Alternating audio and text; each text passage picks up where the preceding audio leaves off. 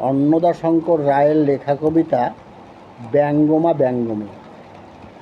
ব্যঙ্গমী শুধালো ব্যঙ্গমাকে, গাছতলে শুয়ে আছে মানুষটাকে। মনে হয় কোনো রাজপুত্র হবে, তেপান্তরের মাঠ পেরোবে কবে।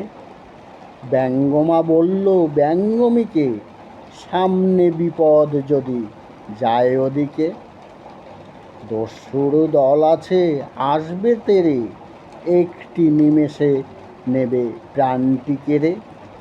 ব্যঙ্গমা ব্যথা লাগে দশা ভেবে এর, কাটান কি নেই কিছু এই বিপদে। একটি উপায় আছে যদি সে ঘোড়ায়, পক্ষীরাজের মতো আকাশে উড়ায়। কিন্তু বিপদ, যেই দম ফুরাবে, ঘোড়া প্লেন উল্টিয়ে অক্কা পাবে। ব্যঙ্গমা বলো বলো কি হবে উপায়, মনটা আমার কেন করে হায় হায়। উপায় নেই তা নয়, কিন্তু কঠিন, লাফ দিয়ে ডিগবাজি খাবে গোটা দিন। কিন্তু পেরোবে যেই 4 পোয়া মাঠ, অমনি দেখবে খাড়া লৌহ কপাট। তাহলে কেমন করে যাবে ওধারে, কপাট কি খুলবে না কোনো প্রকারে। কপাটের তলে আছে গুপ্ত সুড়ুং, 3 বার বলবে অং বং চং।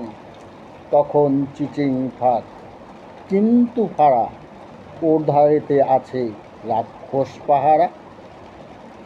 রাক্ষস ব্যঙ্গমা তরাসে মরি, উপায় কি আছে প্রশ্ন করি। নেই সে নয় তবে চাই বাহুবল, এবার খাটবে না কো কলা কৌশল। মরতে হবে আর মারতে হবে, রাজকন্যাকে পাবে বাঁচালে তবে।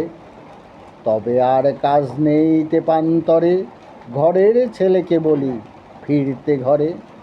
কুক্কুরু কুক্কুরু কুক্কুর, ঘরে ফিরে যারে রাজপুত্র।